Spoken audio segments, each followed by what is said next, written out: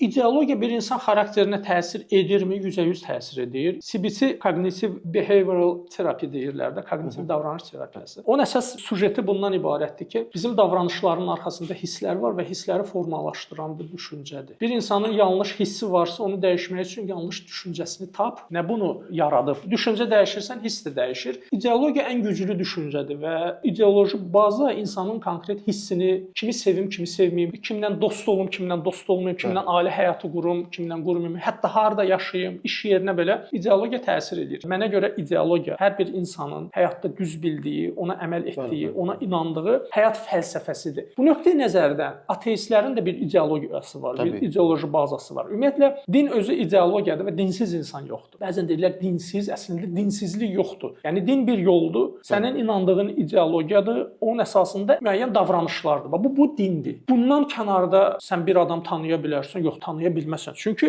dinsizin özü belə, ateistin özü belə, onun belə dini var. Onun belə bir inanc sistemi var. Bundan kənarda yox, din də bu cür baxır ki, ateizm inanc da öz dində. Yəni o inancdır. Bəli, o inancdır. Yəni özləri nə qədər səylə bunun bilgi olduğunu deməyə çalışsalar da belə deyil. Yox, inanc, elm də inanca çevrilə bilər. İnancdan kənarda bir insan yoxdur. İdeologiya bir insanı formalaşdırır, bəli. Sən inanclı olanda, teist olanda bir insanın xarakteri, davranışı ateist olandan sonra dəyişir. Ateizm aqressiya yarada bilərmi? Bəli, ateizm aqressiya yarada bilər. Necə ki, teizm, inanc da aqressiya yarada bilər. Bir insan dindar olur, görürsən ki, daha radikaldır. Bu nədən qaynaqlanır? O yenə də sən ideologiyanı, o fikirləri, o düşüncəni necə tətbiq edirsən, necə qəbul etmirsən, ondan önəmlidir. Biz deyirik, İslam sülh dinidir, düzdür? Ancaq bu sülh dini olan İslamı qəbul edən müsəlmanlar var ki, radikal davranış göstərirlər. Bunu İslam mı elədi? Yox. Bu o İslama, o qaydalara necə baxır, necə interpretasiya edir? Bu çox önəmlidir. Ateist var ki, sakitdir və cəmiyyətdə normal həyatını davam etdirir. Qərbi ateizm modelində biz bunu daha çox müşahidə edirik. Yəni ateizm onu aqressivləşdirmir. Deməli, bir insana ateizm aqressivləşdirirsə, bu